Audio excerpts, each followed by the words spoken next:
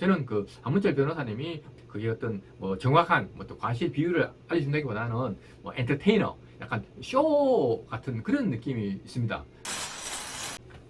안녕하세요. 보험구절의 이동신입니다. 오늘은 그 과실 분쟁에 대해서 얘기를 하겠습니다. 제가 뭐 블로그도 하고 유튜브도 이렇게 하다 보니까 그 제일 많은 문의가 이제 과실입니다. 뭐 보험회사 직원이 뭐 8대2라고 했는데 맞느냐, 뭐 너무 억울하다, 뭐 그런 얘기가 대부분이거든요. 사실 과실 분쟁해서 문의 오면은 제가 뭐 이렇게 뭐 해결할 수가 없습니다.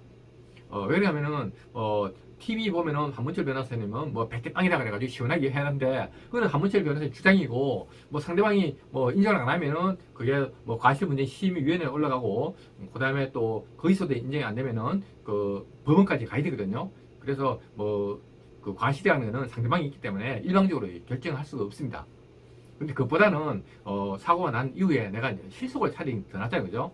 뭐 과실하고 무관하게 내가 이제 보상금을 좀 제대로 받는 게 중요하고, 그다음에 그 내 차 그 할증이 최소화되잖아요, 그죠? 그런데 뭐 과실 가지고 이렇게 서로 싸우다 보면은 얼굴 붉어지고 또 감정이 생기다 보니까 뭐 병원에 안 갈 걸 가게 되고, 그러면 할증이 안 생길 걸 또 할증이 생기고, 그다음에 진료가 금방 끝날 걸 뭐 2주 만에 끝날 걸 뭐 2달, 3달 가는 걸 제가 많이 봤거든요.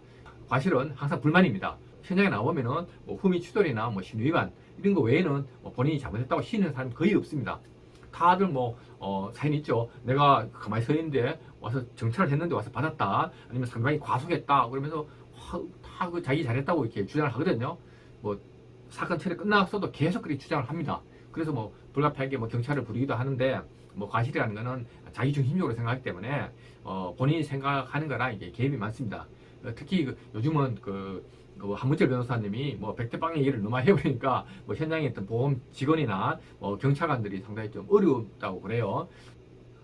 저는 그 한문철 변호사님이 물론 이제 뭐 사고 처리 경력이 많지만은 그게 어떤 뭐 정확한 뭐 또 과실 비율을 알려준다기보다는 뭐 엔터테이너, 약간 쇼 같은 그런 느낌이 있습니다. 사실 뭐 그 한 변호사님이 그 과실 가지고 소송을 하지는 않거든요. 과실 10% 20%로 뭐 그것 때문에 소송하지는 않습니다.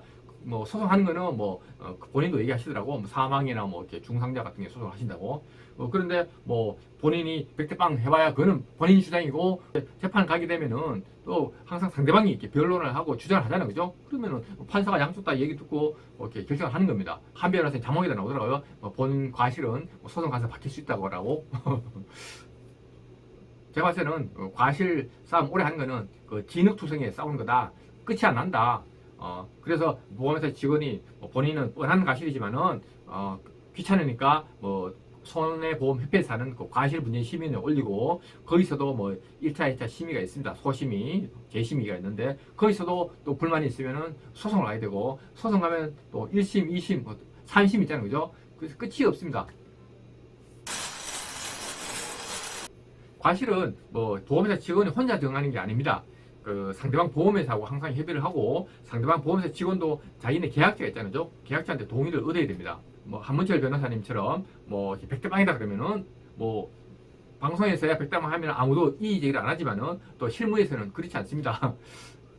그리고 그 100대 빵이라는 것도 뭐 사실은 뭐 그 한문철 변호사 주장이지 뭐 100대 빵인 사고 거의 없습니다. 뭐 신호 위반이나 뭐 흠의 추돌 같은 경우에는 100대 빵이 맞지만은 그 외의 사고는 항상 이렇게 그 의의 제기할 여지가 있습니다.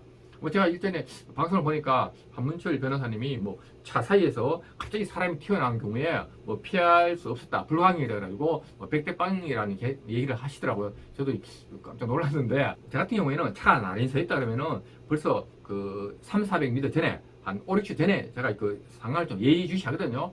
그 차 사이에 뭐 언제든지 사람이 나올 수 있는 거니까. 뭐 도로라는 거는 원래 사람이 걸어 다니는 길이고 차한테 잠시 빌려준 건데, 뭐 사람이 차 사이에서 갑자기 나왔다 그래가지고 그걸 뭐 100대 빵이라 그러면은 말이 안 되는 거고, 뭐 예를 들어서 뭐 사람이 날아갔다 그러면은 그거는 뭐 100대 빵이라고 할 수 있지만은, 제가 봤을 때는 차 사이에서 사람이 뛰어오거나 걸어 나오거나 안에 부딪혔으면 차가 가해자가 되는 거는 맞는 것 같아요.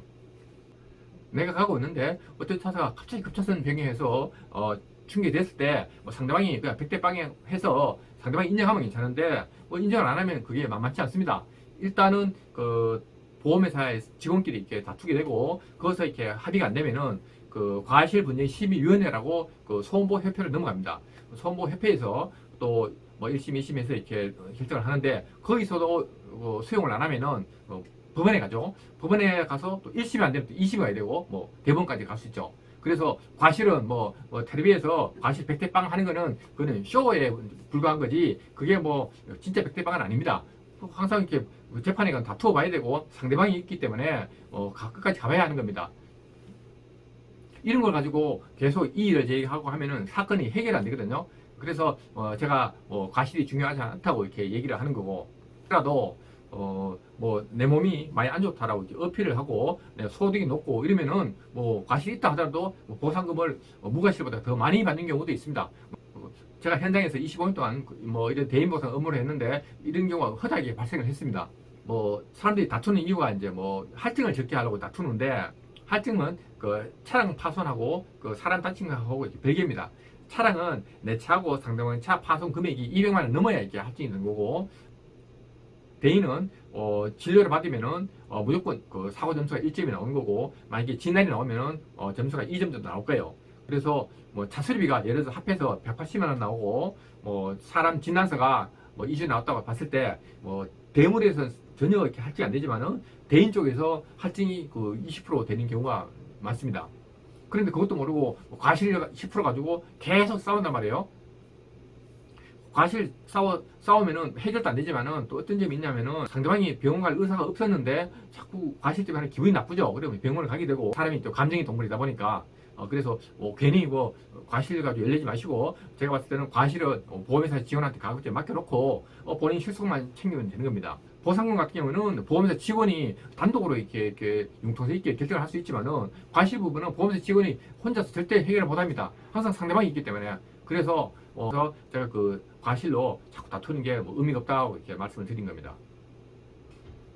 그렇지만은 꼭 다투어야 될 경우가 있죠. 만약에 내가 자차보험을 안 들었다 그러면은 그 과실비율 10%만큼 내가 또 손해를 보는 거예요. 보상을 못 받으니까. 그래서 자차보험을 안 들었던가, 혹시 누가 내한테 100대 빵이라고 일반 과실이라고 밀어붙이면은 그때 가서는 좀 많이 다투어야 됩니다. 왜냐면은 내가 일반 과실 되어버리면은 내 병원 진료비를 그 상대방한테 전혀 받을 수 없습니다. 만약에 상대방 과실이 10%라도 있으면은 내 몸 다친 것에 대한 진료비를 상대방 보험으로 다 처리받을 수 있는데 그게 없으면은 내가 일반 과실이다 그러면은 내 진료비를 자손으로 해서 그것도 100% 다 못 받습니다. 그런 불이익이기 때문에 내가 5명이 했는데 누가 나한테 100대 빵이라고 그러면은 그건 끝까지 다투어야 됩니다. 상대방 과실이 10%도 있어야 내가 그 진료비를 상대방 보험회사에서 받을 수 있는 거고, 내가 100대 빵 내버리면은 진료비는 전혀 못 받고 내 보험 그 자손으로 최소한의 보상만 받기 때문에 어떤 경우에는 진료비가 모자라는 경우도 있습니다. 급작스런 병이 갑자기 피할 수 없다 그래가지고 100대 빵이라고 하는데 그거는 다투어 봐야 되는 거 아니에요, 그죠?